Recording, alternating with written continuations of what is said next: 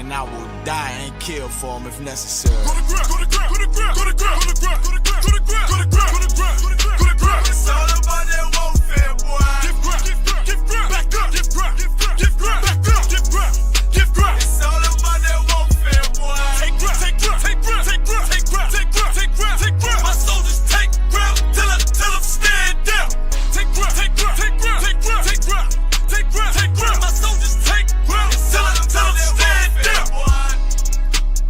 Take ground, take ground, take ground. Nah, this ain't no movement, this a takedown. We would not be moved or intimidated. We ain't the type. You got a problem, tell them cross the fucking line. My niggas ain't polite. Soldiers to the left and right. I die for every man body. Before I be a coward, I'd rather be a dead body. This will be my kingdom when the hour pass. You can either get with it or get flipped like an hourglass. We live by honor and no excuse. Just sit to pray up to the Lord. I told him, then let all the terrorists loose. Hold your tongue or get rebuked, cause you made a truce. With a race to make merchandise out of my bills. Scared of who? You got your gun, then pull it. Me and my niggas start to argue, it's about who gon' bite the bullet. It gon' take round, take round, take round. Opponents better move slow. Attack dog for this truth, nigga, cool zone. Go to ground, go to ground, go to ground, go to ground, go to ground, go to ground, go to ground, go to ground, go to ground, go to ground, go to ground. It's all about that warfare, boy. Give ground, give ground, give ground, back up, give ground, give ground, give ground, back up, give ground, give ground. It's all about that warfare, boy. Take ground, take ground, take ground, take ground, take ground, take ground, take ground, take ground. My soldiers take ground till I'm stand down. Take ground, take ground, take ground, take ground, take ground, take ground, take ground. My soldiers take ground till I'm stand down. Oh, thought you could cross us with no consequence, but you will pay dearly. You should've used your common sense. My zeal lit, that means you could never prevail. Hey, with a true sit, hey, with warriors dwell. Be wise with them weapons, cause I promise. My nine just like my wife, she concealed, she modest. I know two things, a robber will not prosper. And any man harm me and my aunt, gon' meet the doctor. Cause this life is warfare, it's not an easy walk. Been watching my people die, so you can miss me with that love talk. My UPK soldiers, any man try to cross your path, make him regret it. What that mean? Fall on his ass. Comparing me to you really ain't no contest. Long live one West. Say what? Long live one West. This for those who thinking we ain't ready for. Tell them back up. I'm about to drop something heavy for. Go to ground. Yeah, yeah. UPK shit, man. One West. Hey. I'm a UPK nigga, I'm stuck in my ways. That's on them, letting cowards fill up they ranks. Goddamn, lost tribes got them following waves. Loyalty a lifestyle, nigga, I'm just saying. Yeah, I'm a saint, no New Orleans, it's going up. Next spot, we at the B&B. I'm turned up, I'll pull up in the SRT. Burning rubber, hey, UPK shit. Look, met her at the club, told her pull up to the lobby. She know I'm in the coat, we're all black, no Illuminati. This my other half shit, I can't move without it. These my motherfucking brothers, yeah, what I'm gonna do without them, yeah. If it's beef, I can't wait to sink my teeth in. Niggas going overboard, they off the deep end. Why you tripping off that hoe? That's some weak shit. Told him put me in the game cause I love defense. Yeah, put me in the game, coach. Fuck you thought, he let his colors fly. He ain't cut, we cut him off. Yeah, bounce out, let my fringes swing. Yeah, I'm a dog, and she say she find me interesting. Yeah, want me to call, put me in the game, coach. Fuck you thought, he let his colors fly. He ain't cut, we cut him off. Hey, bounce out, let my fringes swing. Yeah, I'm a dog, and she say she find me interesting. Yeah, want me to call, I ain't gotta settle, I got options, ma. No, I stand on business, my name not Tazar. I'll pop you with this pocket rock. Feed a nigga shells like a taco truck. Hey, this bitch got sound effects, it go I ain't trippin' on no drink, got bottles in the room. I'm in Durham, North Carolina, bitch, it's 12 a.m. Look at them, they ain't none of us and we ain't them. I told him put me in the game, coach. Fuck you thought, he let his colors fly. He ain't cut, we cut him off. Ay, so let my fringes swing. Yeah, I'm a dog. Hey, she say she find me interesting. Yeah, want me to call. Put me in the game, coach. Fuck you thought. Hey, he let his colors fly. He ain't cut, we cut him off. Hey, bounce out, let my fringes swing. Yeah, I'm a dog. Hey, she say she find me interesting. Want me to call. Yeah, yeah. UPK shit, man. You already know what it is. It's the 55th annual Passover, man. Turn up. We gon' do this shit the UPK way, not the other way. You hear me? They killed, give me Isaiah 14 and 21. They did the same thing to my people. So you said that they put millions of my people. Yes, you said. Should a murderer go to jail for murdering? Absolutely. Should a thief go to jail when he steals? Absolutely. Should a robber pay back the money he robbed? Absolutely. So why shouldn't the white man pay for what he did? That's right. That's right. One day you'll see just how it feels. Payback is a dog. Dog eats a dog. Payback is a dog. Dog eats a dog. Payback is a dog. Dog eats a dog. Payback is a dog. Dog eats a dog. I'm in a hell of a hole, was never expected to grow. Just obstacle set in the road, that a result of me selling my soul. The story I'm telling is cold, but yet it's what everyone knows. The white man's the devil is known. America was never a home, only a place of captivity, safe facility, hating, disfigure me. They claim that I'm lazy, be killing me. Maybe this slavery draining my energy. 400 years and counting, the trail of my tears is countless. Main fact that I'm here is astounding, but I can't wait till this shit is surrounded. Ready to tangle my king and the angel, be ready to rap. Crack in the sky, nuclear missiles and make it official. I'm capturing every cracker surviving. Put them all in chains where they need to be, slavery for me. And let the whole world see that with them in the cage and safer in the streets. Put the dog on a leash, get resolved for the beast. 144, get the ruler show, we could all be at peace. As soon as the trumpets are sound, your kingdom we busting it down. The only way justice is found, the time for your judgment is now. One day you'll see just how it feels. Payback is a dog. Dog eats a dog. Payback is a dog. Dog eats a dog. Payback is a dog. Dog eats a dog. Payback is a dog. Dog eats a dog. Look, ain't no remorse in my blood slip. It won't be no compromise. Now it's time to feed the worms. Watch his body turn to flies. I clutch iron while you trust the lies. The next Glock I'm back gon' be Gen 5. I get it customized. And sending shots off like farewell. Praying payback come back around like a carousel. Still remember your Honda's words ringing in my head like bells. Said you in his body, you fit a Lord, fuck the cocktail. Triangle choke, apply pressure to the game like I did Vondale. Payback's a bitch in a dress, she a bombshell. Revenge is served cold, I just hope they making oxtail. Glock fresh out the box, I swear it got that new car smell. Made myself a target in a world of mad shooters. Devils design fire for our babies to pass through. In the day of our king's reign, I'll be overzealous. They bought my jealous, I bought brand new parabellums. One day you'll see just how it feels. Payback is a dog. Dog eats a dog. Payback is a dog. Dog eats a dog.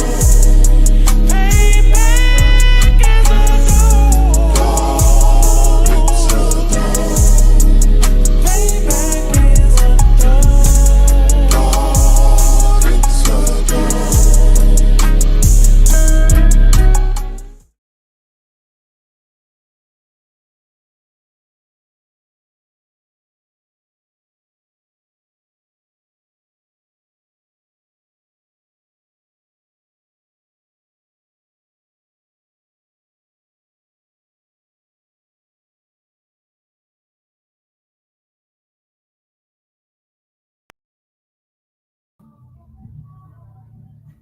Hey, Shalom.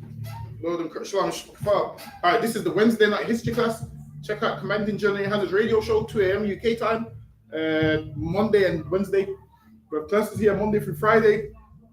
We have the law class on Monday, Brotherhood Tuesday, history on Wednesday, scripture breakdown Thursday, last one Kodesh Friday, and the On the Edge radio show.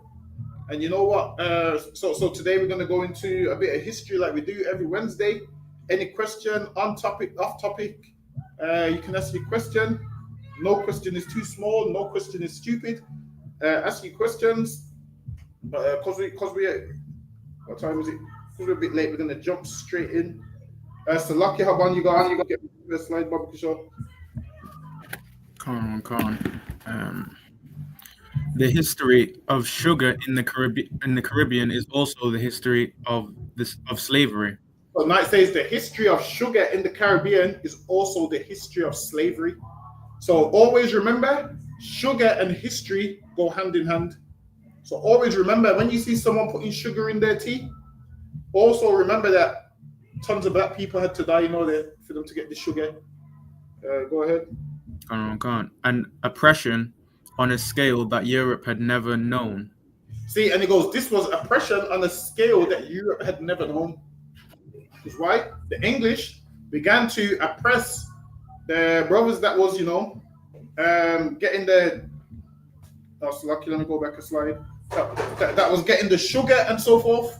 So they begin to oppress them. So always remember that sugar and slavery go hand in hand. Well, it went hand in hand back then. Because people had to go plant that sugar cane. They had to dig the holes to plant the sugar cane. They had to do all of that. They had to, when it was time that to harvest it, they had to cut it with machetes the right way. They had to cut it at the right length. Then they had to take it to the sugar house and put it in a hot pot with water. And then that's how they would separate the sugar crystals from the molasses. And then they would bag it up. And then they would package it. And then it would get shipped to Europe so white people can put it in their coffee. Yes, Lucky, go ahead. Khan, it is a history of great fortunes amassed by white colonialists. So now, white colonizers, they amassed the fortune of the sugar. Like sugar was a big thing at first in Barbados, was doing tobacco. And then the tobacco was turning up wet and not properly because they had better tobacco, I want to say, in Virginia. So then in Barbados, they dropped the tobacco trade and they started to move on to sugar because sugar made them a fortune.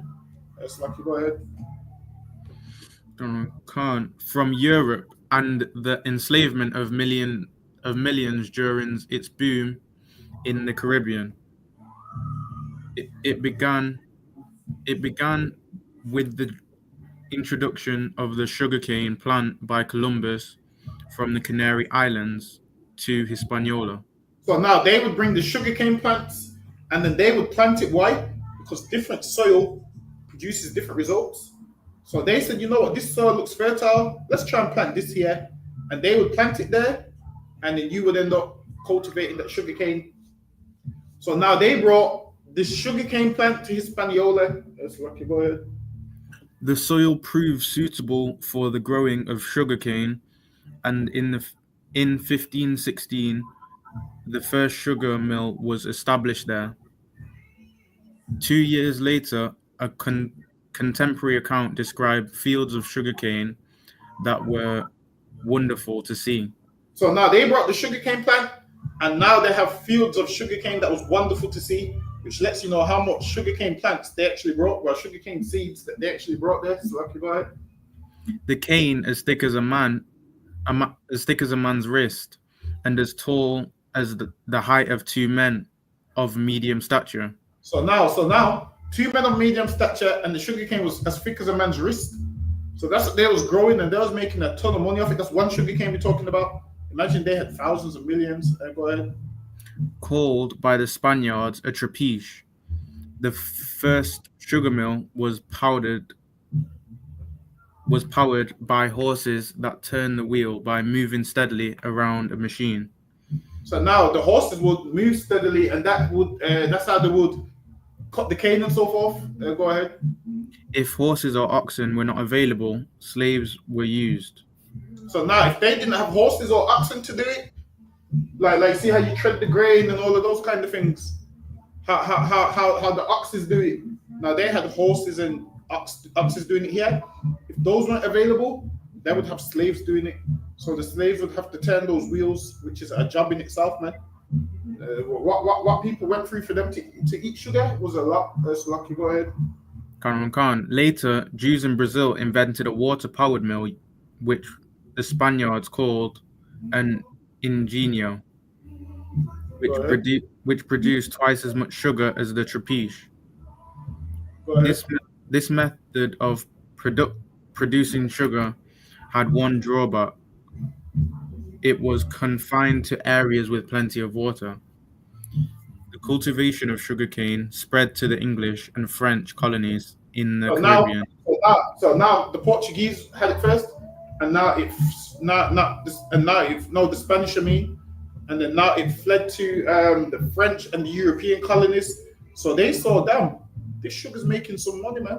Let us get involved. So it spread to them. They see how much money this sugar was making and said they're gonna make some money off it. Go ahead. Sugar is a labor-intensive industry, and the Dutch, who had captured a part of Brazil from the Portuguese, were able to supply that labor. They had plenty of capitals. Amsterdam was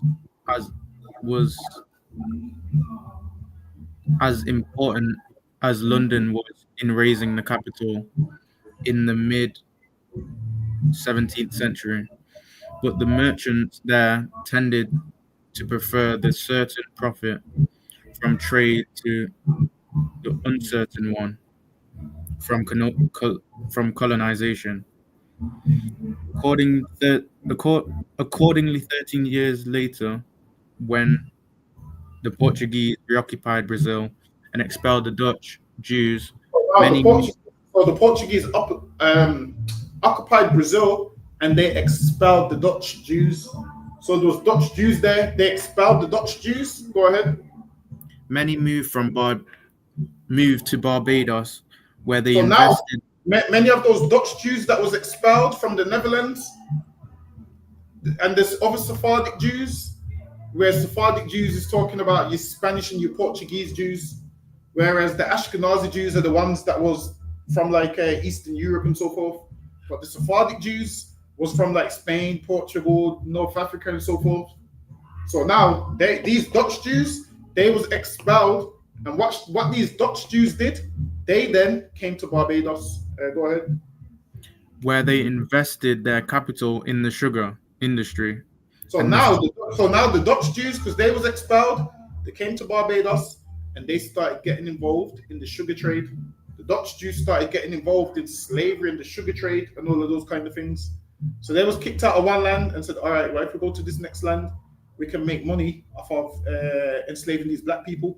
So these Dutch people went up there, started to buy land, estates, acres, and so forth. That's what these Dutch Jews started to do. So lucky, go ahead. In 1690, Dalby Thomas, a historian, described the Dutch as mostly Jews and external promoters in search. So lucky, Hacky, and if you could get me this slide, Baba Kushal. So now, the Dutch Jews, they began to go there and they began to make money off of what was going on in Barbados. So lucky, go ahead. Kadwan Khan, they saw the potential of Barbados as a market for slaves and sugar-making machinery, financing the sugar planters. So now they saw the potential in Barbados as a market for slaves and sugar-making machinery. So the Jewish man had his hand in slavery too. The Jewish man had people in slavery too. Go ahead. Financing the sugar planters on the island would create a derivative demand for slaves. So now they went there and created a market, man. And then this market that they created, now they needed slaves to take care of this market, because now sugar, who's gonna do all the work? Not them. Go ahead. Kadwan Khan, the Dutch had no real interest in indentured servants. So now the Dutch had no interest in indentured servants. Now that part's key. What is an indentured servant? Is the indentured servant is it a slave, or is it someone that rules over the slaves? So an indentured servant is not a slave. So now an indentured servant it's like a system. Someone agrees to work for someone for 7 years in exchange for benefits and so forth. Right. So an indentured servant is something like that. So now they didn't want indentured servants; they preferred slaves. Go ahead. Khan. Well, an indentured servant is someone that's there to pay off a debt or something like that. So now there's a difference between a slave and an indentured servant. But Lucky, go ahead. Khan.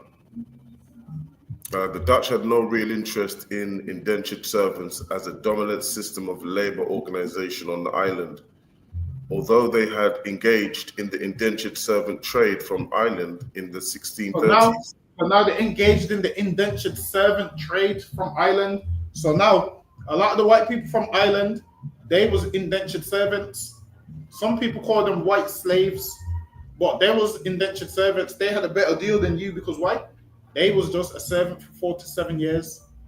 Most of them was what? Prisoners of war. Now, did they get treated badly? Yes, but they were slaves like we are. They was indentured servants. They had benefits that we didn't have. Afterwards, they could either stay there or they could go back and settle and get jobs and so forth. We couldn't. That's Lucky, go ahead. So Lucky, so these indentured and these Edomites today still go on about we were slaves too. We were slaves like you, and it's nothing like what we went through. Nothing like it. There's no comparison to it at all. And they always use it like, we were slaves too. Everybody was slaves. No, they weren't slaves like us. None of them was. Salaki, other one. So while there's a term white slaves where quote unquote they would say, well, we went in slavery, but a lot of theirs there was prisoners of war, there was indentured servants, and then some of them was on the field. So some of them was cutting sugarcane and tobacco and all of those things. So a lot of them was sent to the Caribbean to work, forced labor as well. A lot of them, but they didn't go through what we went through.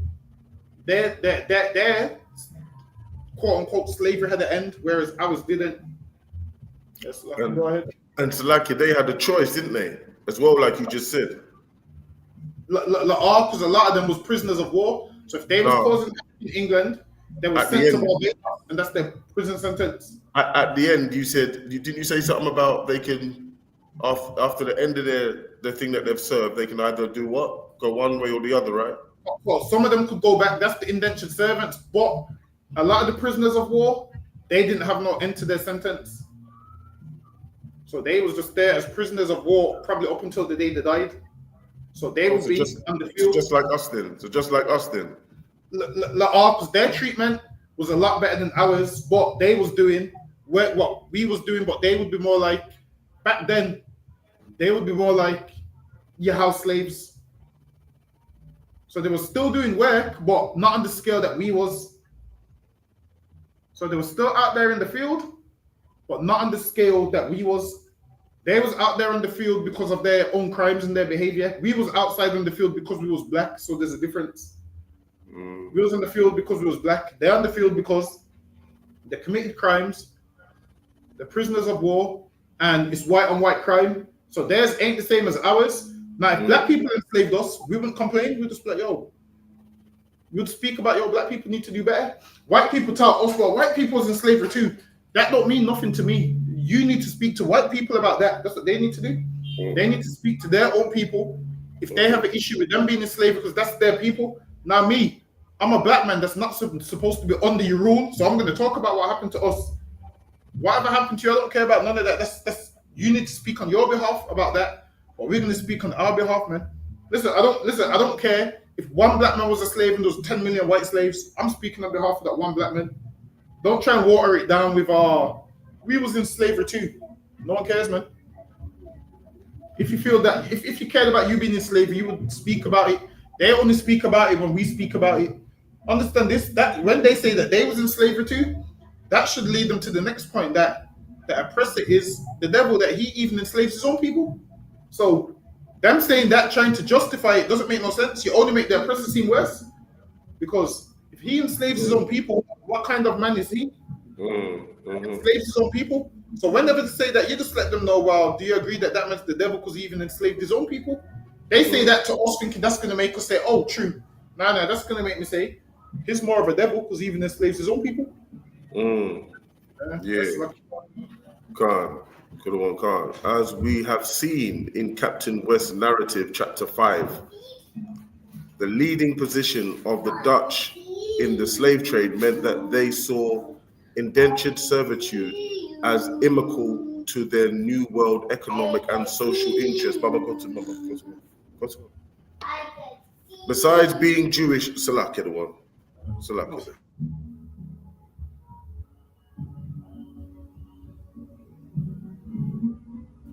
Salakia the one. The leading position of the Dutch slave trade meant that they saw indentured servitude as inimical to their new world economic and social interests. Besides being Jewish, the Dutch merchants who ended up in Barbados were not allowed by law to employ English servants themselves. See? So this is what I'm saying. The Jewish wasn't allowed to employ English servants. There's a key word there. It called them English servants, man. They called them slaves.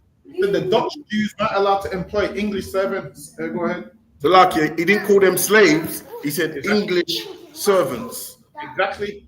There's a difference, right? There's a big difference. A man that's a servant, he's on the payroll and he's treated okay. That English, there's a difference between an English servant and a black slave. The two ain't the same. An English servant, imagine this. The Englishman put in law that a Jewish man ain't allowed to employ an English servant, meaning you ain't allowed to rule over an English servant, man. Right. You're allowed to be a boss of an English servant. Go ahead. Kadawan Khan. Right. They were allowed only African slaves, meaning Israelite slaves, right? Oh, but imagine that. Slaves, you know.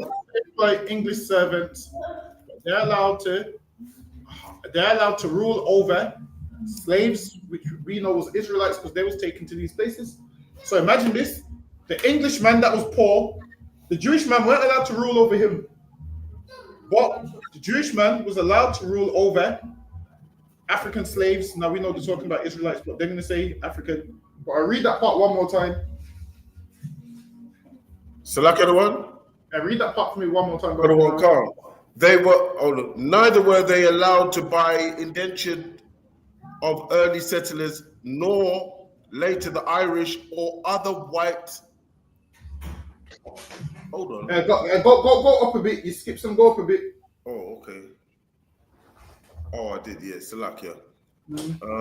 In Barbados, they were not allowed by law to employ English servants themselves. So now, by law, the Jewish man wasn't allowed to employ English servants because they didn't like Jews. So the Jews weren't allowed to rule over English servants. Go ahead.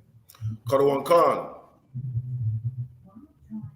Neither were they allowed to buy the indentures of early settlers.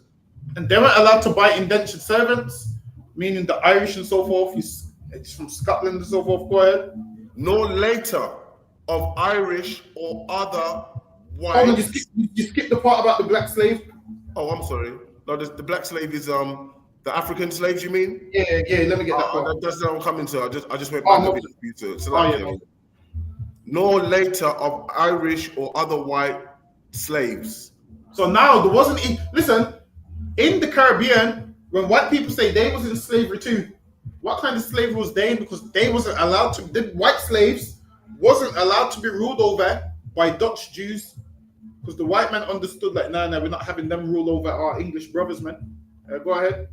God, they were allowed only African slaves, man. Oh, so imagine this. There wasn't allowed white slaves, but there was allowed African slaves, which is Israelites.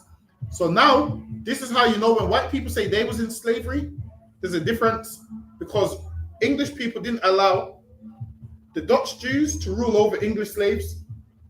They didn't allow them to rule over Irish slaves and indentured servants. But these Dutch Jews was only allowed to rule over black people. Which lets you know, white people slavery it was two different things.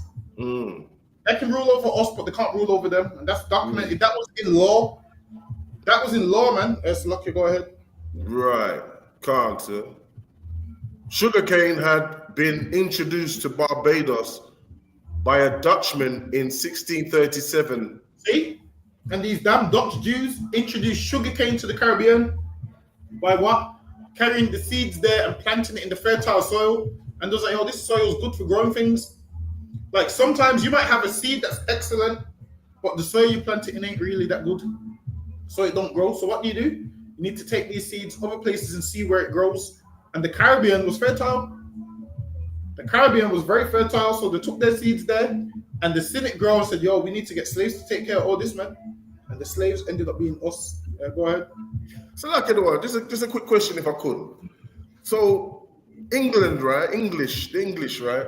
They nearly took over 3 parts of the world, right? Am I correct with that? How did they do that? 3 parts of this little England, you know, small on the map. How did they actually? It was. I mean, do you know any history on that? Any other one? How did they get to go around, conquer so much of the world, and make the world? While it is with England, England had the largest empire, so that's how they was able to do these things. So the British Empire, they had the greatest empire. The British Empire is larger than the Roman Empire, so they was able to go and conquer, and they was ruthless with it as well. If you look up the British Empire, they didn't play no games. They'd come to your land, look at it. This is ours. Like if you're talking about the devil, the British Empire is like you don't really hear much about the French Empire, Portuguese, Spanish Empire. You hear about the British Empire. That's why there's that saying, the sun never sets on the British Empire. Why? They would take one land, send the army somewhere else, take that land, send the army somewhere else, take that land.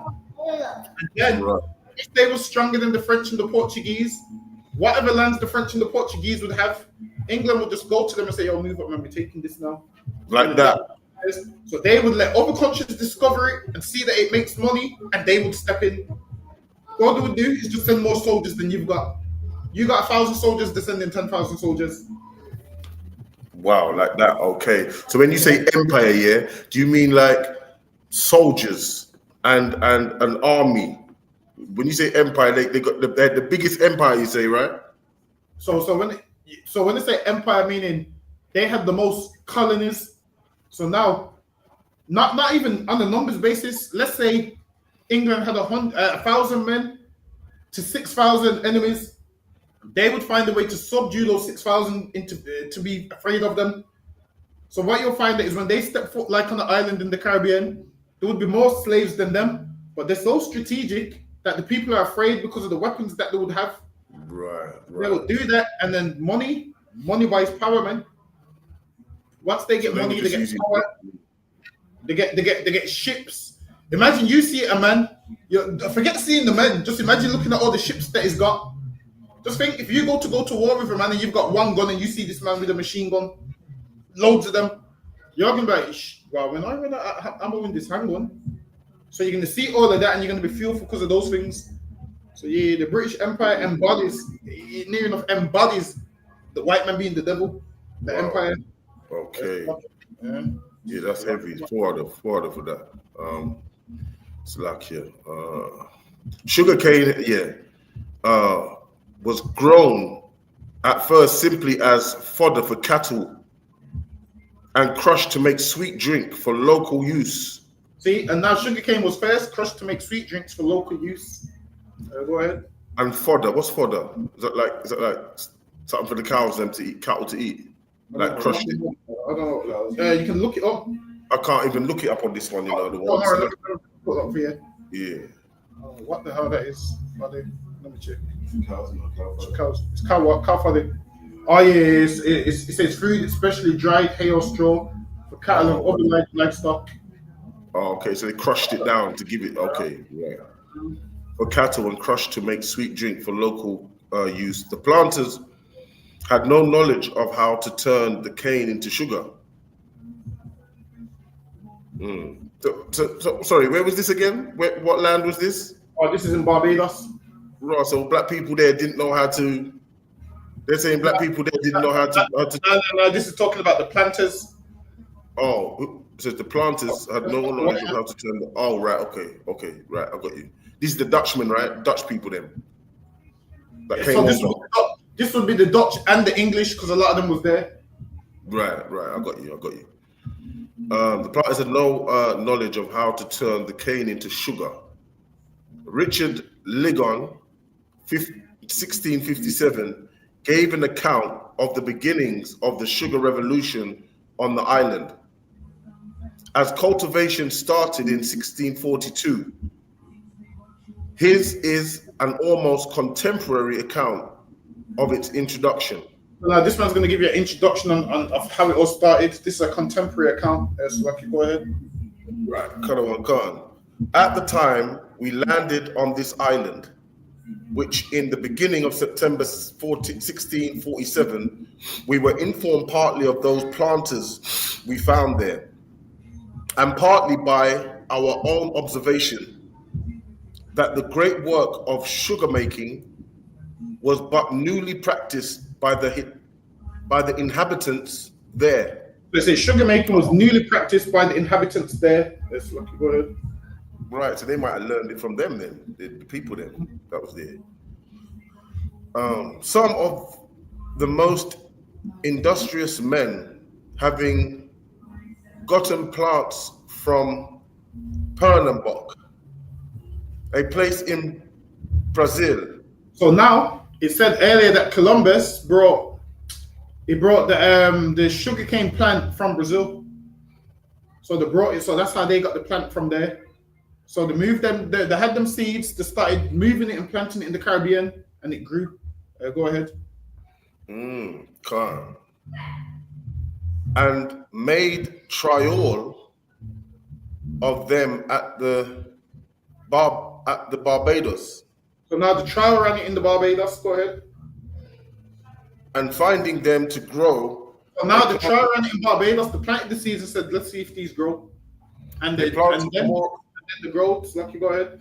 We planted more and more as they grew and multiplied on the place, till they had such a considerable number as they were worth the while to set up a very small ingenio, and so make trial what sugar could be made upon the soil.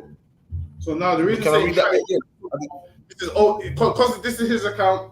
This is old English. So the soil is for while is soil.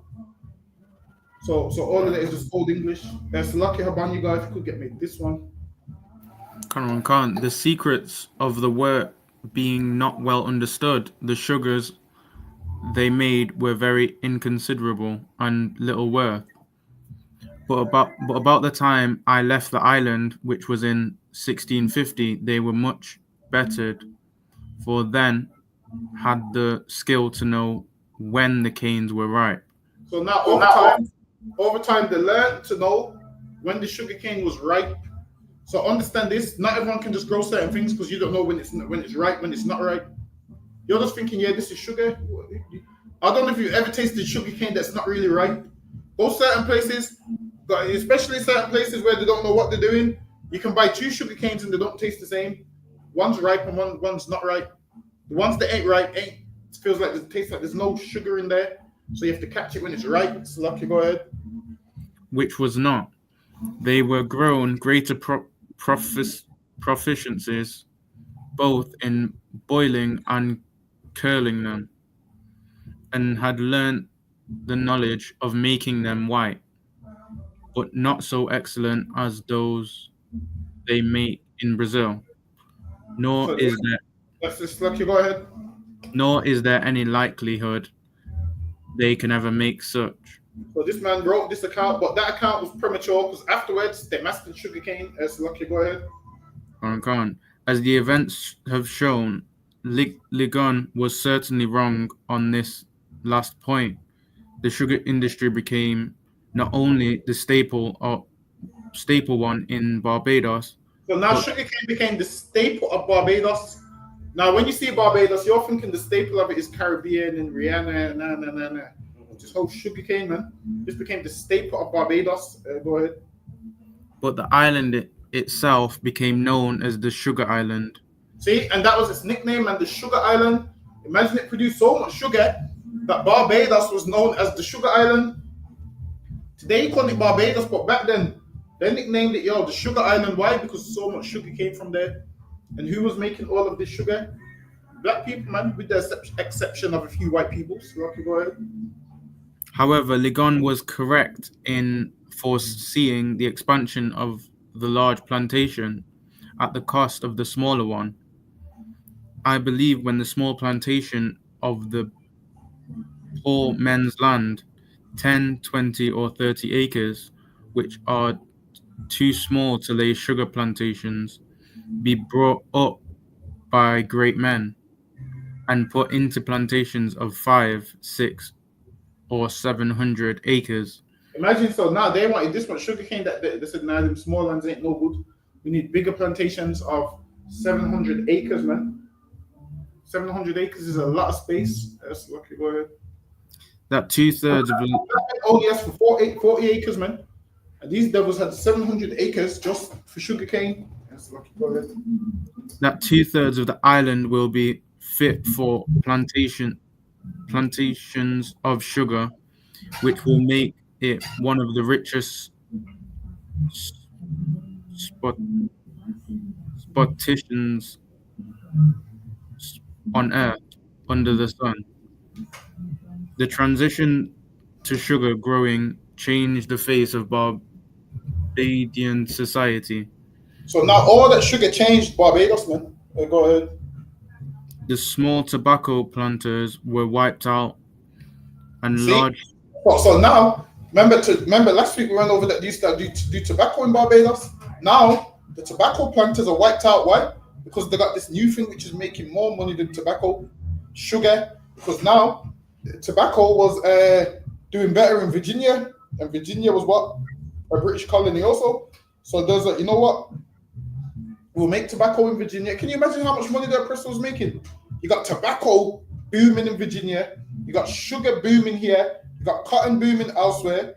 The British was making a whole lot of money off of different business ventures, man. All slave related, but different ventures. Let's lucky go ahead. And large sugar plantations of between 100 and 500 acres took over. The Sephardic Jews brought their know-how of sugar milling, their capital, and their slaves. The Sephardic Jews is like your Portuguese, Spanish, could be North African. They just call them Sephardic Jews. Go ahead. So it's like the other one. Go ahead. Okay, Sephardi Jews. Who are they? Other one. Who are they? They're just Jews from Portugal, Spain, some from North Africa. Oh, can't. All right. It's the region that those from. The Iberian Peninsula mainly. Isn't it funny though, other one, yeah? They know how to put Sephardi Jews and other Jews, but as soon as it comes to us, right? African slaves. They kind of know the difference, right? Between naming who the real Jews are and who the fake Jews are and giving them our name, and we're taking some name as, some African slaves. Kind of ironic. I hear what you're saying.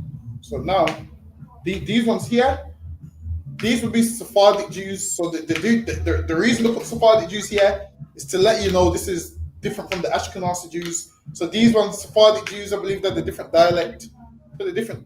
And some half Spanish, whatever they would speak.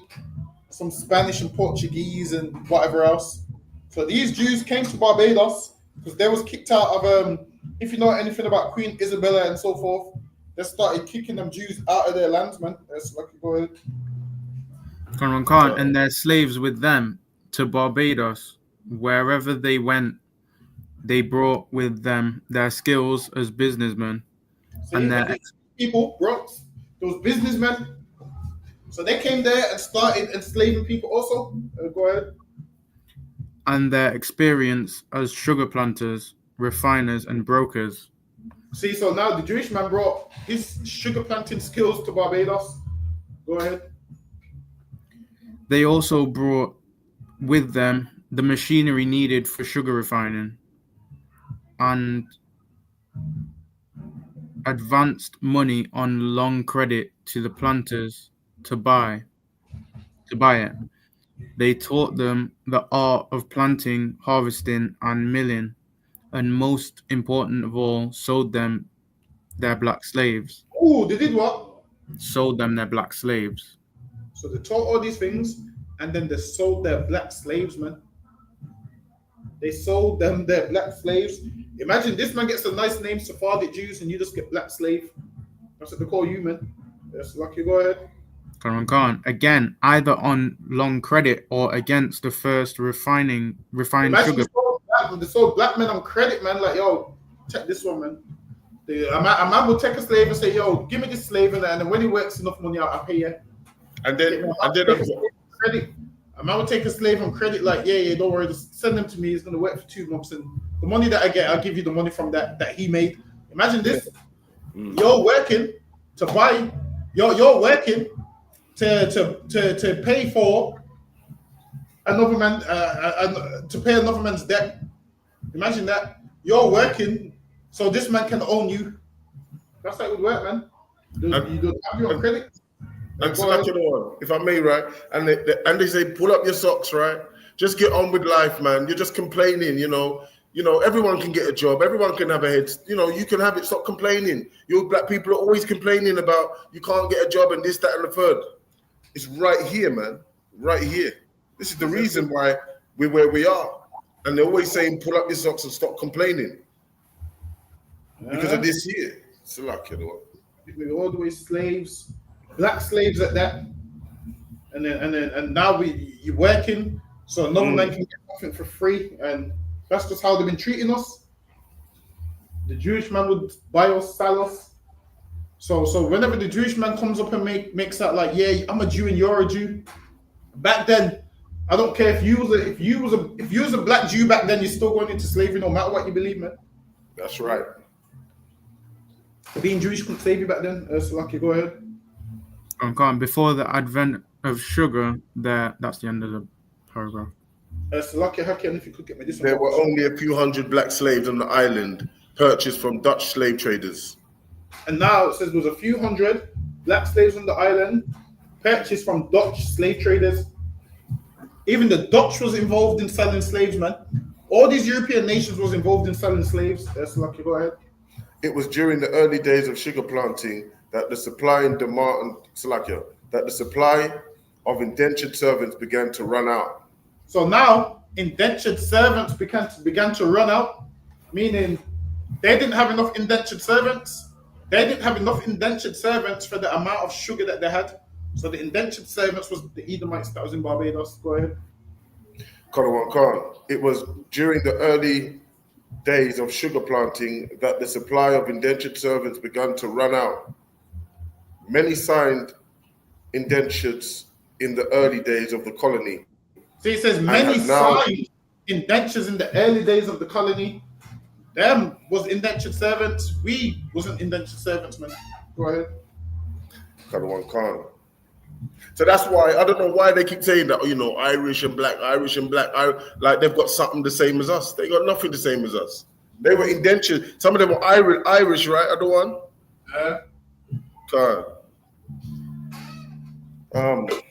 Many who signed the indentures in the early days of the colony had now finished their indentures and they're now what?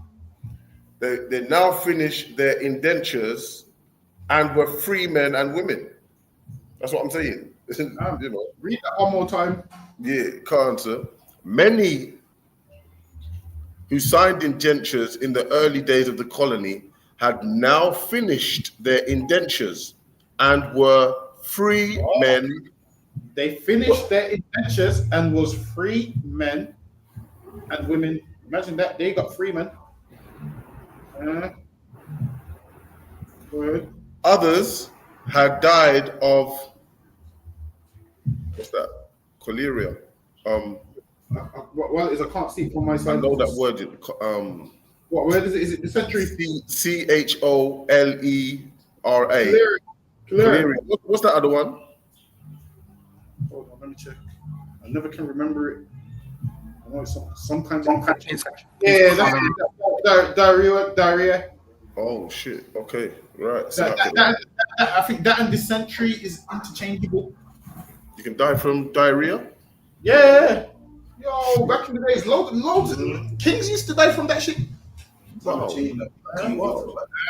Imagine back then. You drink a water with bacteria in there. Oh. Get me? You see back then. Back then, everyone's defecating and people are throwing it in the river, and you're drinking from the river. No. Nowadays, you got Severn Trent where the water's clean, the purified. Back then, there weren't none of that stuff. Back then, you get bitten by insects. Remember, back then, there weren't no such thing as an injection. There weren't no TB injection. There weren't no tablets to stop you from having the runs. There weren't none of those. Back then, you get the sweats. There's nothing to stop it. Back then, you got no air conditioning, nothing, man. Back then, people are dying from a fever, from a flu. So yeah, over time, medical knowledge increases, and then the doctors. Right. So a lot of, put it this way, in this day and age now, if they had the medical teams that we have now back then, a lot of them would have lived a lot longer. Definitely. Even back then, child mortality was high. The children used to die young if you didn't make it past a certain age. Wow. So yeah, over time, medical knowledge becomes better. Like now, there's some things where they ain't found the cure for it, but eventually one day they'll find the cure for it. One day they'll be like, oh, that's the cure for it. And then 1,000 years time from now, someone's gonna look back and say, what? They didn't have no cure for cancer. All you do is take this tablet, and then so forth. So usually those things happen. Yeah, they have like a lot of it in like Ethiopia and so forth. So they have their care is terrible. This is why when you go to places like Egypt, you don't really want to be eating the meat. Apparently, everyone that goes to Egypt, they end up sick. Really? Right? Everyone that goes to Egypt ends up with the runs, man. Okay. Everyone that goes there, they end up with the runs. They go on their holiday, they enjoy the first 2 days, then the bed bound for the rest of the holiday. Wow. So the runs that come out the room. Food poisoning, basically. Yeah, because I feel like certain countries don't have no temperature regulation of how to cook their meat. Oh, yeah, okay, right. Certain countries, people don't drink tap water. Like over here, we can drink tap water because we're used to it. But a man from abroad, I wouldn't advise him to come and drink our tap water. So I'll be like, why? Because the bacteria in their stomach ain't really used to it. We're used to it. We live here, so it's like I put it this way: it's like a man in Jamaica or Africa. He don't put on no sunscreen. If you go there, I advise you to put on sunscreen. Right. Okay. Yeah. Same thing. Jamaica wakes up and says, "Let me put on this sunscreen. This 50-50 proof." He ain't doing that. But if you go there, you can't do what he does. Right. You have to put on that sunscreen. Your skin's gonna peel, whereas he's used to it. So certain things that you're used to, you want to stick to. Certain things you're not used to, you want to take extra precautions. Yes, sir. Go ahead. Smallpox or dysentery? What's that? Dysentery? Diarrhea as well. Oh, same thing, yeah? Okay. The Civil War in England created diarrhea and vomiting and so forth. It's a load of diarrhea and vomiting. So that's what a ton of the slaves would die from. Go ahead. Man, they went through hell in them days. The Civil War in England created a shortage of ships. So the Civil War in England was between Oliver Cromwell and so forth. That Civil Wars in England. Go ahead. Then was that other one? Do you know the year? Of the Civil War? Roughly, yeah. Just roughly. Like, I want to say it was like around 1640s. Might be like 1640s, around that time. 16, 17. So they had the Civil War. The Civil War, and then it's only 9 years ago. People that was in support of Charles I against the people that was in support of Oliver Cromwell being the Lord Protector. 16, 16, okay, right, I got you, Salaki. So when you kill a king, when you kill a king, the king has followers, and he has men that will ride for him. So once you kill a king, you don't just kill one man. You have to pretty much take out everyone that supported him. So they was having these kind of wars. So there was a shortage of ships because they're fighting and at war at this time. Right. And men who would normally have signed as indentured servants were caught up in the conflict. See, so men that would usually be indentured servants, they was caught up in the conflict.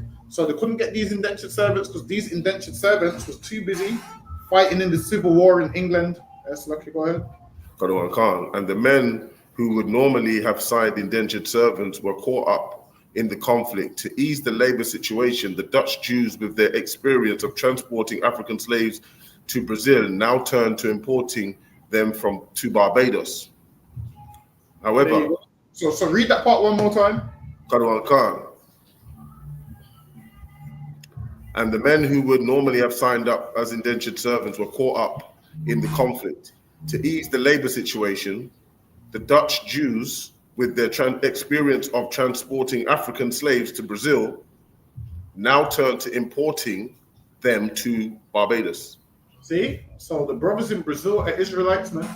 They was importing them brothers to Brazil, and then they started importing them to Barbados. Go ahead. However, the planters in the early days of the sugar revolution found them intractable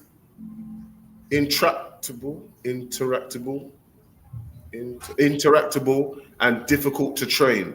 So now they were saying these niggas is difficult to train, man. They were saying these black people is difficult to train. Go ahead. Particularly for work in the mills. They cried out for white labor. Oh, so imagine this. They didn't even want black slaves, they wanted white labor. Because they said, black people are too hard to train, man. We want these white people instead. Go ahead. Cromwell, through his victories in England, Wales, Scotland, and Ireland, solved their problem by shipping prisoners of war to Barbados. See, so that's how you white people ended up on the plantations, because Oliver Cromwell shipped his prisoners of war to Barbados. So the white people that was fighting against Oliver Cromwell in that civil war, he said, you know what, they want white labor. Let's send these prisoners of war. So that's how they started sending these white people to Barbados. Go ahead. This not only solved the problem of what to do with a potentially seditious population, but also earned money for the Commonwealth. And now this earned money for the Commonwealth. Why? Because this made Oliver Cromwell money. So this helped the Commonwealth, and this helped England get money because he sent prisoners of war that would have just been in England, probably just get beheaded in England. He said, you know what, if we send them there, we can make more money for England. So he sent them there, and now he's making money for England. Go ahead. Khan. These prisoners were not sent as indentured servants, but were sold in perpetuity. Can you find what that word mean, other one, please, if you could? Because I can't find it on this computer right now. What word are you looking at? It's called PER. Or select Abaniga can get it if you want. If you could. I think it might be on his phone. Yeah, on your phone, Abaniga. So can you get this word? Where are you reading? So it's PERRPETUITY. Oh yeah, that means forever. It means forever or less than forever. But sold in forever to the sugar planters of Barbados.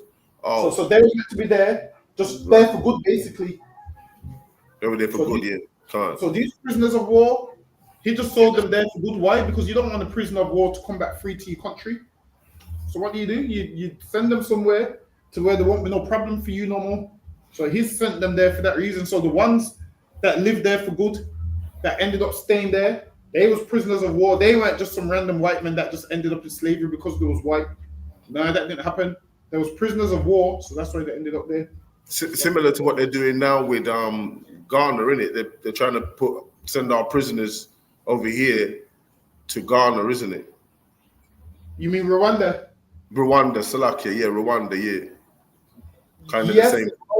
but while it is, because with them, they're just going to be prisoners, but then they get to come home at the end of their sentence. Whereas this one here, they were sent there to go work on the field. So they were sent there to go do the same work as the slaves. So they reduced them to, there was levels above us, but they weren't far above us because they was prisoners of war. So they sent them there. They said, you know what, these can help build the Commonwealth. So instead of having them in England to form another uprising, they just shipped them out. Said, yeah, just. Oh, right, okay. So they went to Barbados and was on the field. Right, they became the first white slaves in relatively modern times. See, so now that's where the term white slaves comes from. So when they tell you that us white people went into slavery, remind them that they was prisoners of war. Yeah. Remind them that they went there because they was prisoners of war and they couldn't behave themselves. Remind them that they didn't go into slavery because they was white. That's the difference. They didn't go into slavery because they was white. They went into slavery because they was prisoners of war and was fighting in the civil war against Oliver Cromwell. So that's why they went into slavery and they was prisoners of war. So there's a difference between us. We went into slavery because we was black. They didn't ever go into slavery because of the color of their skin. So when they tell you that white people went into slavery too, their slavery wasn't because of the color of their skin. Their slavery was because of the civil war in England. The two have nothing to do with each other. One is because of the color of his skin. One is because of the uprising. So if they had behaved themselves in England, they would have never had white slavery in Caribbean. Always remind them that their one's not race related. Their one is due to the uprising and the civil wars. That's why they went into slavery. It's nothing to do with them going into slavery because of the color of their skin. So always remind them that, okay, if you want to speak about white slavery, why did you use that word slavery first of all? Was it because of the color of the skin? I'm going to say no. And say to them, okay, then we on about two different arguments. That's lucky. Go ahead. And it kind of says something up here, other one, on this next line here. Slaves, in the true sense of the word, own body and soul by their masters. This is slaves in the true sense of the word. Their masters own their soul and their body. Listen, man, our masters owned us, man. They owned our soul, our body, our spirit, everything that we did. They owned every single part of us. Go ahead. And that's why it's like the one they say slaves in the true sense of the word. In other words, making a distinction, right? Meaning they ain't true slaves. The slaves, but they're not true slaves like us. Well, it is what they was going through was hardship, so they called it white slavery because they're doing something that they didn't want to do. So they call it white slavery. But if you know anything about Edomites, they complain about everything. So because it's anything that they don't want to do, they would call it white slavery. Even though theirs wasn't. Theirs was just, you're prisoners of war. You're over here and you're going to work. That's what theirs was. That's lucky. Go ahead. Other one, Khan. Colonial A.B. Ellis, or Colonial A.B. Ellis, who did considerable research on the subject of white slaves, published his findings in a magazine named Argosy in 1883. In an article entitled White Slaves and Bondservants in the Plantations, he wrote, "Few but readers of old colonial papers and records are aware that a lively trade was carried on between England and the plantations, as the colonies were then called.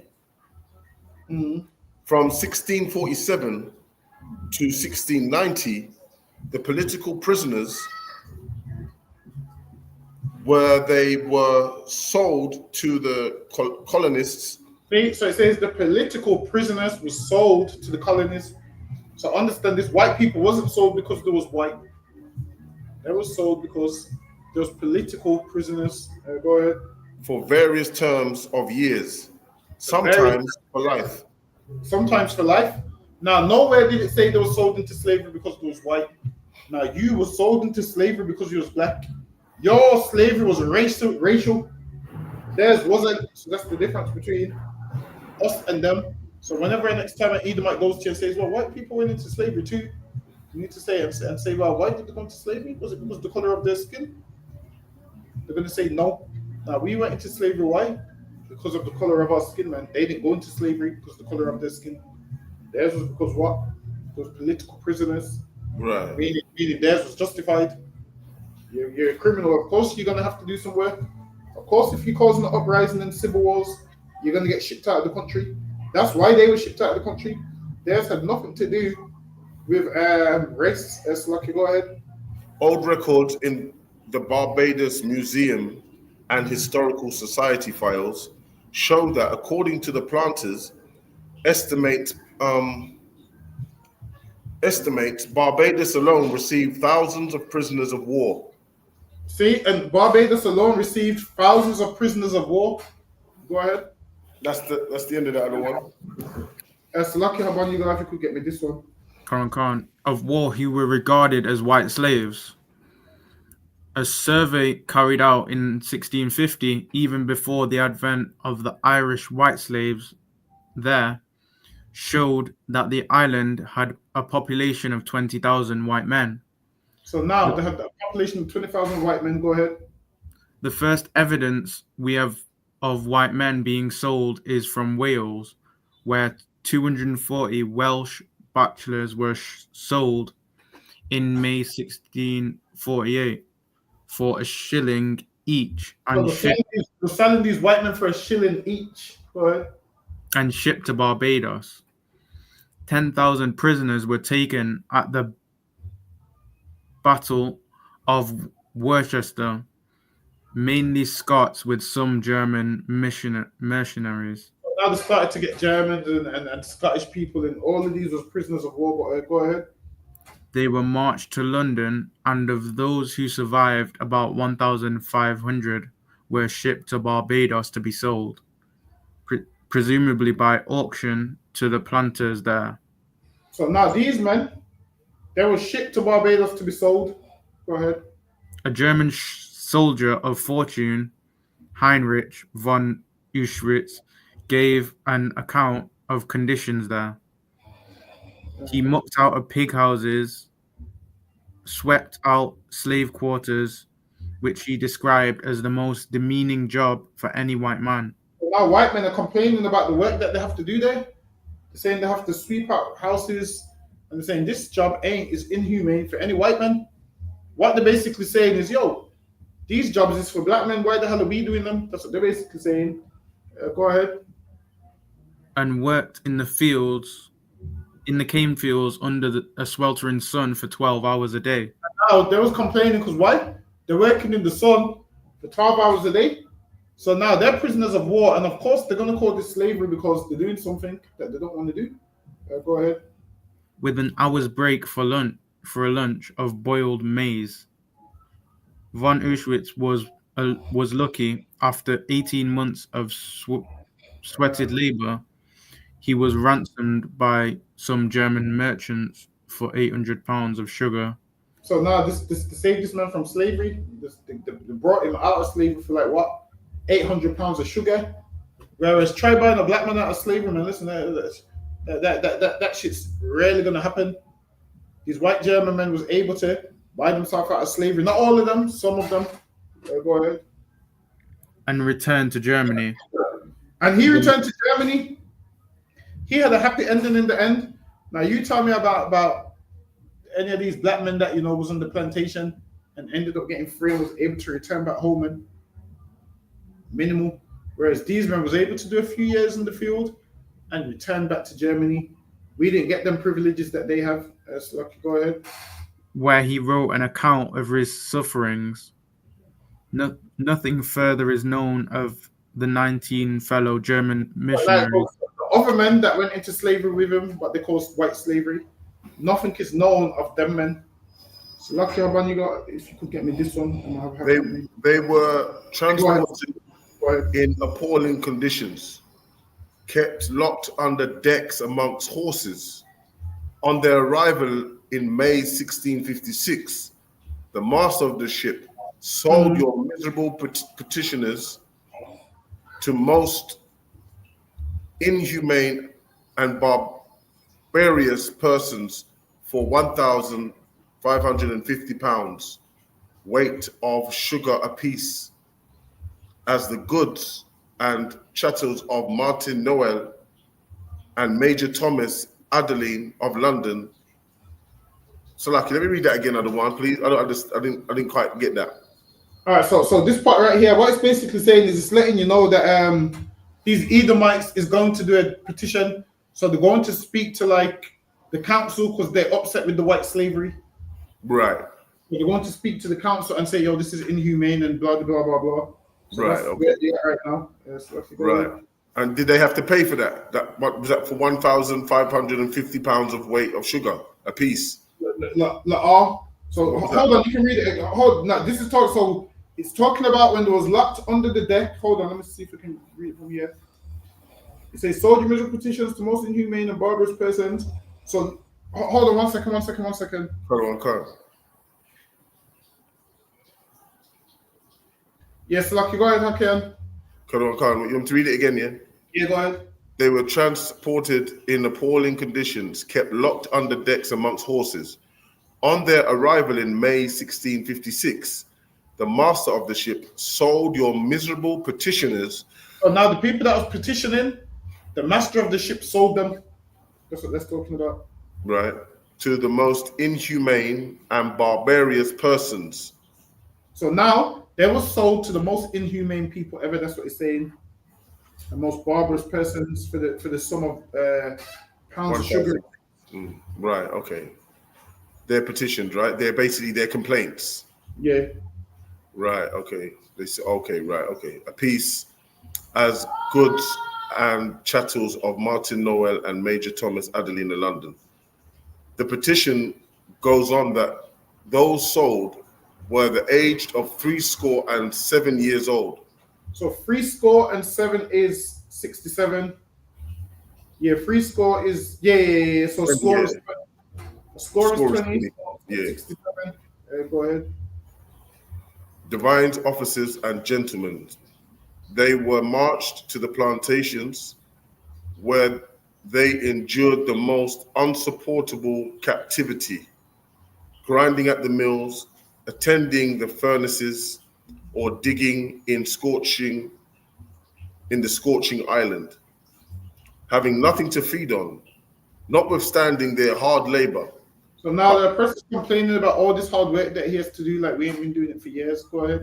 Normal. They still do it today, don't they? Let other people do their work, their supervisors. They're doing nothing. They're doing nothing, and they'll just let everyone else. They'll act like they're doing something. Today they still do the same thing. It's like it. Yeah. But potato roots, nor anything to drink but water. So that's what they're complaining about. What do black people have otherwise? They can only. Sorry, say that again. What did black people get to eat when they were slaves? They had a spoon of water. They'll get a teaspoon of water, and this one here getting a glass and he's complaining that there's nothing to drink but water. You gotta be joking. With a spoon, not a spoon. A spoon of water. Other one. What do you mean a spoon? What type of spoon? What type of spoon? Is it them teaspoons? No, it's a teaspoon of water. Teaspoon of water? Yeah, so they'll give you a teaspoon of water on the slave ships, and then whatever other food they would have, that's what they'll give you. So they're giving people like a teaspoon of water a day or some nonsense like that. So they'll do that to preserve the water. And black people never complain, but this man here is complaining that there's nothing else to drink other than water. And that's these Edomites here, they always complain. And what I realized is with these slaveries today, these Edomites complain so much that the other Edomites just make them the manager so they stop complaining. I realize in a slave, if you don't complain, you don't ever become the manager. It seems like you have to complain to become the manager, because they're, put it this way, why would you make a hard worker a manager if it means once he becomes a manager, you lose a hard worker? You're better off making the lazy man a manager who does nothing anyway. Now, you're not going to make your hardest worker that works hard the manager, because that means what? He ain't going to work hard no more. But I'm so lucky, go ahead. The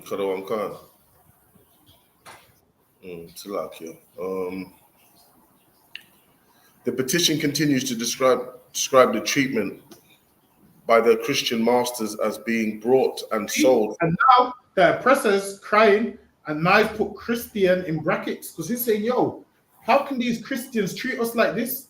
Now the white man's getting a taste of his own medicine.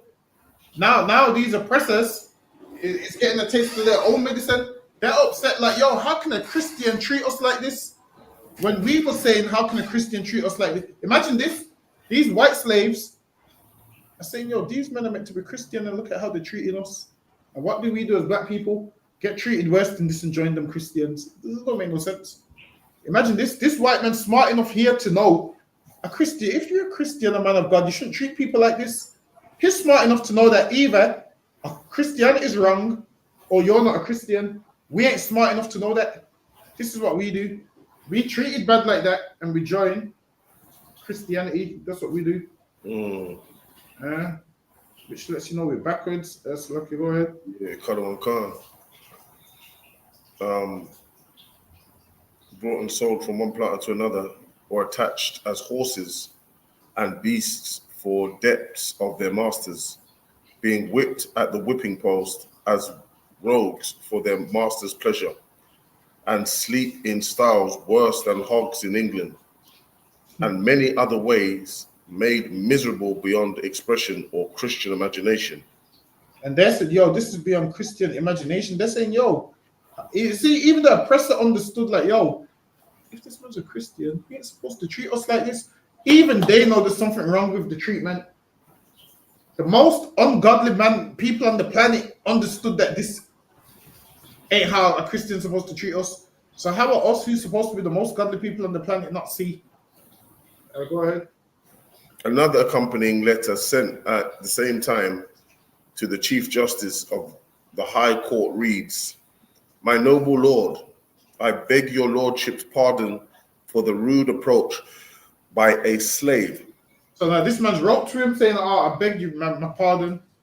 So his wrote to the governor's like, "Yo, the way they're treating us is horrible and rough." Go ahead. One of those many mentioned in the slave petition to Parliament, thrown together out of his sometime free and noble nation of England, and obscenely buried alive in the desolate vault, the Protestant Purgatory, Barbados. And he called it the Protestant Purgatory, Barbados. So he's calling it Protestant because he's saying, yo, this is meant to be a Christian country, because he's speaking to them in religious terms, trying to get some benefit, because he's saying, yo, this is meant to be a Protestant country because it's an extension of England. So he's writing things like that. So lucky. Get me this one, Habani Gobo. Khan. Their petition led to a heated debate in Parliament on the 25th of March, 1659. One member, Sir Arthur Haselridge, said that if we have fought our sons into slavery, we are of all men most miserable. So now he goes, if we have fought our sons into slavery, so even the white man that was at civil war with these men that shipped them there, he understood that these white men were still their sons, and they felt bad that they put them in slavery. Go ahead. Another member, Mr.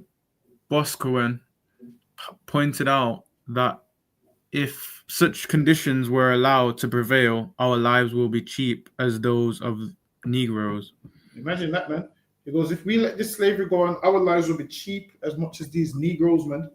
Meaning what they're saying is only Negroes should be in slavery and not no white men. They said our life shall be as cheap as these Negroes. They said we're going to be miserable men if our sons if we have our sons in slavery. So now they're in Parliament talking about these white men that are in slavery. Nobody was in Parliament talking about you because nobody cared about you. You were supposed to be a slave, but they wasn't. That's lucky. Go ahead. I would have you consider the trade of buying and selling men. Martin Noel, planter and slaver, to whom Rivers and the others had been sold, had been elected MP, and the others had been elected MP for Staffordshire in 1656. He now intervened in the debate to assure the House that conditions on the plantations were not as bad as the petitioners alleged. So now they're writing back saying, yo, the condition ain't as bad as these lot are making up.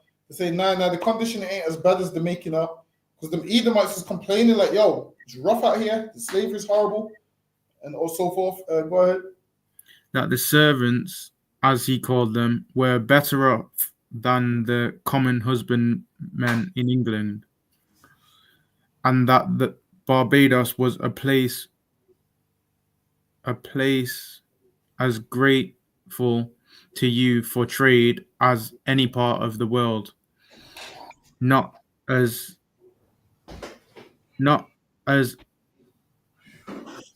odious as it is represented. The Speaker of the House, Sir William Lenthal, responding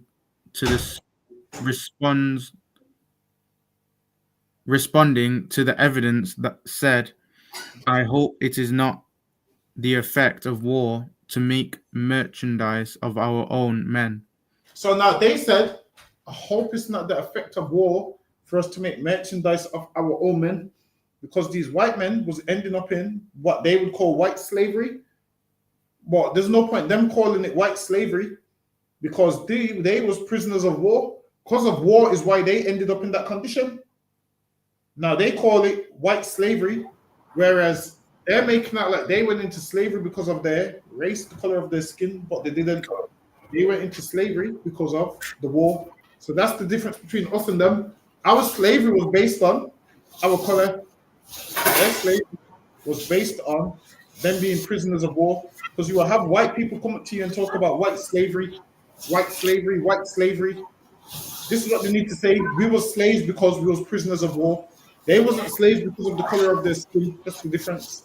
I need to if I may, other one, please, yeah. If I may, yeah, they actually done something wrong, didn't they? Exactly. They went against their king. They went against their Lord Protector. So they actually done something wrong to be put there where we didn't. And most of them was criminals as well. So that's why they was getting shipped there. So that's why they went into slavery. Most of them being criminals, prisoners of war, and so forth, fighting against the system. That's why they went there. Theirs had nothing to do with their color. And then even after they were shipped there, the government even considered like, yo, I don't think we should put our countrymen in slavery. They had debates in Parliament like, yo, there are Englishmen, we shouldn't put them in slavery. They had those discussions. Lucky, go ahead. Khan, there are no records extant to show if Rivers, Foyle, and the other gentlemen were ever repatriated, but at least they were able to draw the attention of the English public to the question of white slavery in Barbados. In view of the above, it is surprising that some historians and authors deny that white slavery ever existed in Barbados. Most historians deny that white slavery ever existed. Why? It's because the white man crying, he calls it white slavery.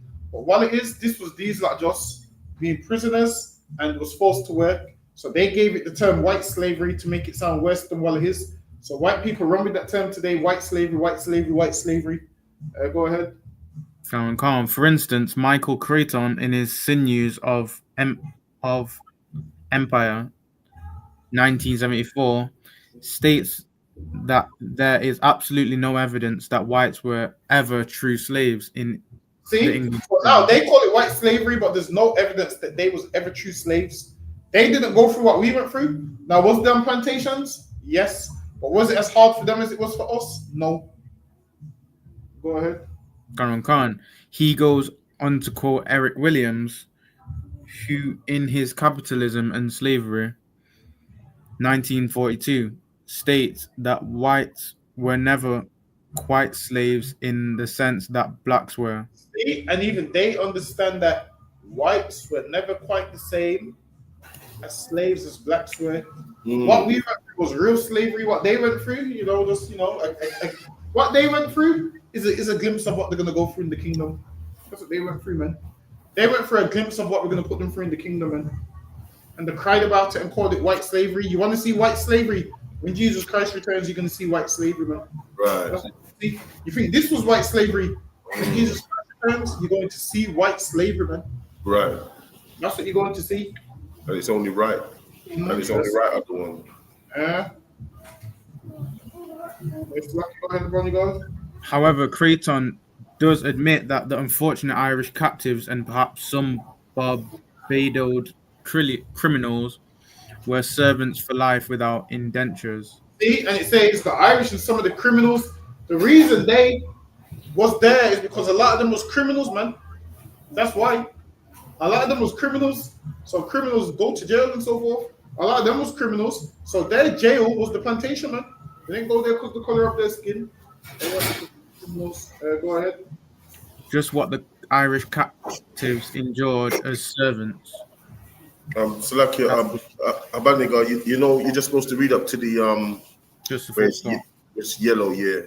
The other things you don't have to really read. Sweet drama. Let me see if I need this one. Bear with me. Yeah, let me get this one. This one sounds like Kumbaya. Let me get this one. Colonial John Scott, a visitor to the island who wrote a long description of his experience there, described black and white slaves working together in the fields. Describe what? Salakia? They described black and white slaves Working together in the fields. Working together in the fields. So what you will have is white people come to us and use this and say, yeah, we're the same, we've both been in slavery. No. We was real slaves and you was just, a criminal that, had to go serve some time. Yes, lucky, go ahead. They are just permitted to live, and a very great part Irish, derided by Negroes and branded with the epithet of white. What's that word mean there? Well, it's a branded with the same kind of notion that they were slaves like us, basically. Say that again. I can't. What it is, I can't see. On my side. Epithet. Can you look at that, please, Abaniga, if you don't mind? Find what that is. Epithet is used as a term of abuse. Oh, right. Okay. So Negroes were branded. Select the one. So Negroes were so the Irish and Negroes were branded with the same abuse of white slaves. Okay. It's like let me get this one. Get this one from me, and get Haban. You got to get me the next one. So like the other one. Get this slide for me, and I'll get Haban. You got to get me the next one. Okay, cut one card. I have, for my particular satisfaction, inspected many of their plantations. Well, now this man inspected many plantations. Go ahead. And have seen 30s, sometimes 40 Christians, English, Scottish, and Irish at work in the parching sun. So now the oppressors crying, saying, "Oh, I see many Christians, white men, Irish, and they're working in the sun." Listen, man, how come no one ain't got no sympathy for us? We've been working in the sun our whole life, man. Yes, lucky. Go ahead. Kadawan Khan. Shoes or stocking. A French priest, Pierre Labette, who visited Barbados in the 1700s, also referred to some field workers as white slaves. So now they seen it, and they was like, "Yo, they're working like slaves, man." So now they would see it and say they're working like slaves. But listen, there was never slaves like us. Now they're working. Listen, white people say it today, they're working me like a slave. White people say it. When they have to do work, they call it slavery because they don't like doing work. So they're saying things like, "Oh, they're working me like a slave." That's lucky. Go ahead. Slaves were divided into two main classes. So now back then, slaves were divided in classes. They had different classes for slaves. Go ahead. The field slaves and the house slaves. They had a field slave and a house slave. So in the Caribbean, they had what? The house nigga and the field nigga, and so forth. And then they had them Edomites that was either out in the house or in the field also. Go ahead. There were 4 categories of both black and white field slaves, divided according to their age and strength, each with specific tasks. The number 1, or great gang, was composed of strong, mature black and white men and women for actual field operations.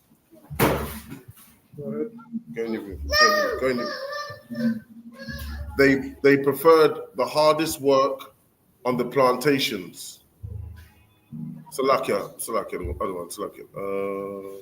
They performed the hardest work on the plantations during crop time. Now the hardest work was during crop time. So now there's a certain time when there's way more work to do. Once the plants grew and it's harvest season and so forth, it's time for the work to begin. So a couple of months you're working like a dog. Yes, Lucky, go ahead. During crop time, from February to April, or take him away now. Take him away. I'm not playing, man. Take him away. Other one. They performed the hardest work on the field operations. They performed the hardest work on the plantations during crop time from February to April or early May. More hours of continuous labor were required than at any other time. So now this is letting you know, at a certain time of year, they needed more hands on deck. Go ahead. The great gangs, driven by whips, often worked a 20-hour day, but received extra food during this period. Now, because they wanted these up to work hard, their reward was extra food, but they worked a 20-hour day. Listen, a 20-hour day is crazy, man. How much sleep you getting? A few hours, man. So, Rocky, go ahead. They worked without their mid-morning break and were allowed 1 hour for their dinner. See, so usually at most places you get like 2 free breaks. You get a break for a little snack, then you get your lunch break. They wasn't allowed that morning break, man. They just got an hour lunch break. So go ahead. They cut the cane and carried it to the mills that produced. So cut the cane and carry it to the mill. So now they're letting you know how to make the sugar cane now. Go ahead. That produced the sugar. During the out of crop season, the great gang was occupied in tilling the fields, digging cane holes, planting canes and food crops, and collecting animal dung and human excrement, which were then taken by them to the field and used as fertilizer. Go ahead. The second gang, called the Little Gang. So now that was the second gang called the Little Gang. So understand this, that slavery was run like Jaguar Land Rover. You got different sections to it. One man works in the line, one man works in the back, one man works here, one man works in the forklift. It was run like that. So Lucky, go ahead. The second gang, called the Little Gang, was composed of adolescents with an average age of around 15. They weeded the fields, planted food crops such as corn, and weeded the fields. The planted food crops, corn and so forth. Go ahead. Planted food crops such as corn, and during the season gathered cane trash for sugar factory fuel. The cane trash was also used as thatching material for the slave huts. The third gang was made up of children. So now children, go ahead. Deep way. The third gang was made up of children from the age of 5 or 6 years up to 11 or 12. Wow. So man, they had a whole section for kids as well. So they had kids in slavery as well. They had a whole section for kids that was from the age of 5 upwards. This is the third gang. Go ahead. They were called the meat picker gang. They was called the meat picker gang. So this was run like a business where you have different sections. Go ahead. Or the hog minders gang. Their main job was to collect grass or fodder for the animals. They also attended to the fowls and small animals and made up about 15% of the total slave population. But so the kids made up about 50% of the total slave population. Let me get one more. Hold on. Yeah, let me get this one. Habaniga. This is the last one. Then we out of here. Khan, if the planters in Barbados or Jamaica were forced by circumstance to remain on the island. So now this is talking about after a hurricane. We skipped a lot of the slides. So there was a hurricane, and then a lot of the white people left the island and went back to England because they had somewhere to go. But obviously, the black people didn't have nowhere to go. So their huts had their slave huts where they was living had disappeared, and they was just sleeping out in the open. Go ahead. Khan, they sent their children to England to become educated. So now they would send their children to England because they didn't have no schools in the Caribbean at that time, and they believed the Caribbean people's dumb and education was nonsense there. So they would send them to England to be educated. Go ahead. The establishment of schools on both of these islands was neglected. Learning is here at the lowest EBB, wrote a historian of Jamaica in 1740. There is no public schools in the whole island, neither do they seem fond of the thing. Several large donations have been made for such uses but have never taken effect. So they're saying that several donations have been put forth for them to get schools in the Caribbean, but it ain't taking none effect. Go ahead. The office of a teacher is looked upon as contemptible. A man of any parts or learning that would employ himself in that business would be despised and starved. Many of the rich planters kept their wives in England and consequently... So the rich planters, they kept their wives in England because they knew bring them to the Caribbean, it runs the risk of disease and all of those kind of things. So they kept a lot of their ribs in England. Go ahead. And consequently took the black slave as their mistresses. And then what they would do, they would take the black women as their mistresses. So now they would leave their wives in England and the black women would become their mistresses. Go ahead. According to Eric Williams in his book From Columbus to Castros, 1972, this produced all gradations of miscegenation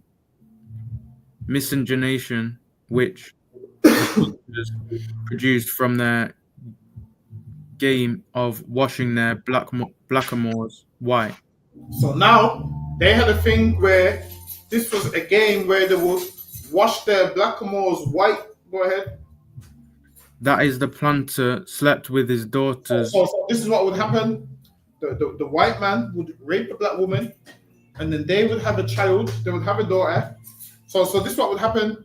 The white man would rape the black woman. They would have a daughter, and then he would rape that daughter, and then rape the granddaughter as well to turn them all white. Go ahead. Though all the grades of incest. This was one of the reasons why the planters welcomed the Irish women. As Henry Cromwell wrote, they had only Negro and Maroon women to solace them. So now they called it a thing. They played a game called washing the blackamoors white. So the way that they would wash the blackamoors white would be they would have sex with the black woman, should have a mixed race child. They would then rape that child. This is her own father. Her own father would rape that child. And then when she has a child, that child would look white. So they said, all right, we're going to wash out the blackness, and this is the way we're going to do it. So that's what the slave master would do, called washing their blackamoors white. And then he didn't believe he was related to that black child because he's like, I'm white, that child's black. That child comes from a slave. That child's no relative of mine. So when he's having sex with that child or that mixed race person, he's thinking, this ain't no relation to me, not realizing that is his daughter.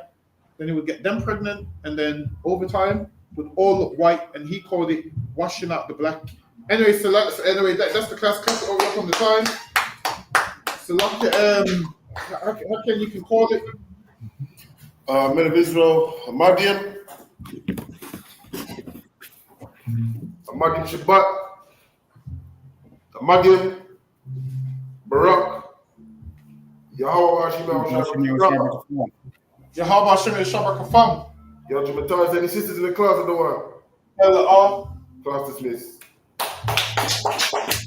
All right, well, again, we'll be here tomorrow. All right, shalom, Israel. Okay.